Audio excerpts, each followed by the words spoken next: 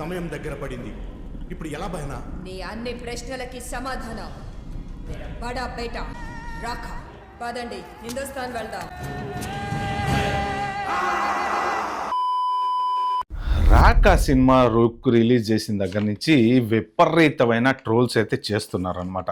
ఒక రకంగా అల్లు అర్జున్ ఫ్యాన్స్కి అది ఒక పండగ. ఎందుకు అంటే ఆ లుక్ చూస్తే డిఫరెంట్ లుక్ కనిపించింది కదా. మరి ఆ డిఫరెంట్ లుక్ దేనికి సంబంధించి ఉంటుంది?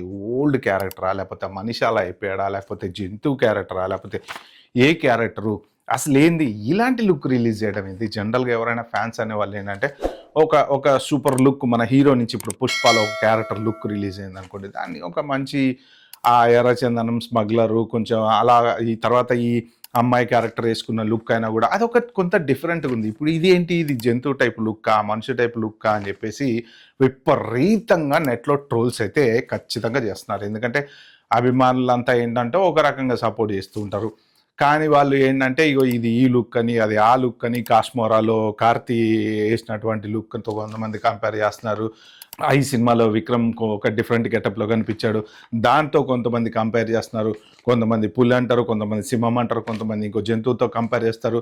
ఇక ఈ సోషల్ మీడియాలో అయితే విపరీతంగా ఆ లుక్ రిలీజ్ అయిన తర్వాత ఆ ఫోటోతోటి డిఫరెంట్ ఫోటోలతోటి ఇప్పుడు ఈ ఏఐలు తర్వాత రకరకాల ఈ సాఫ్ట్వేర్లు అన్నీ వచ్చిన తర్వాత ఏమైందంటే అసలు ఏది రియల్ లుక్కో, ఏది ఎవరు తయారు చేసి ఇంటర్నెట్లో రిలీజ్ చేస్తున్నారో, ఏం చేస్తున్నారో ఖచ్చితంగా అర్థమైతే కావట్లేదులే. కానీ యాక్చువల్గా మేకర్స్ రిలీజ్ చేసినటువంటి ఆ రాఖా టైటిలు, దాని ఫాంట్, తర్వాత ఆ అల్లు అర్జున్ లుక్, అవన్నీ మాత్రం ఎక్స్ట్రాడినరీ ఉన్నాయి. ఎందుకంటే ఒక యాక్టరు ఒక డిఫరెంట్ లుక్ క్రియేట్ చేశాడంటే ఖచ్చితంగా దాని బ్యాక్గ్రౌండ్లో ఏదో ఉండే ఉంటుంది. ఆ సినిమాకి సంబంధించినటువంటి ఖచ్చితమైన స్టోరీ ఉండి ఉంటుంది. అది ఏదన్నా కావచ్చు, వైరస్ వచ్చి ఆ మనిషి అలా మారతాడని అయ్యిండొచ్చు, లేకపోతే ఆ లుక్కి వెనక ఒక కథ. ఇప్పుడు భారతీయులో కమల్ హాసన్ ఉన్నాడు, 2 రకాల క్యారెక్టర్స్ ఉన్నాయి.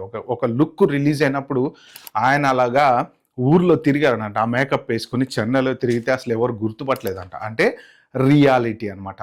జనాలలో ఒక లుక్ తీసుకెళ్ళాలి అంటే రకరకాల క్యారెక్టర్స్ చేసేవాడు కమల్ హాసన్. అది అసలు నిజంగా ఆయన తర్వాత ఇప్పటివరకు నాకు తెలిసి ఇండస్ట్రీలో అలా మర్రిగుజ్జు క్యారెక్టర్ కానీ అవి కానీ ఆ డిఫరెంట్ యాక్టింగ్లు చేయడము, ఏది తాతయ్య మానవుడు టైప్లో కళ్ళజోడు పెట్టుకొని అలా రకరకాల లుక్కులతోటి కమల్ హాసన్ని బీట్ చేసిన వాళ్ళు ఇప్పటివరకు అయితే ఎవ్వరు లేరు. కానీ అలాగే ఇప్పుడు ఈ మన అల్లు అర్జున్ లుక్ అయితే చాలా బాగుంది, అద్భుతంగా ఉంది. ఎందుకంటే ఒక డిఫరెంట్ అపియరెన్స్ క్రియేట్ చేస్తుంది. అది అంటే దీని వెనక ఏదో కథ ఉంది అని మనం అనుకోవాలి ఖచ్చితంగా.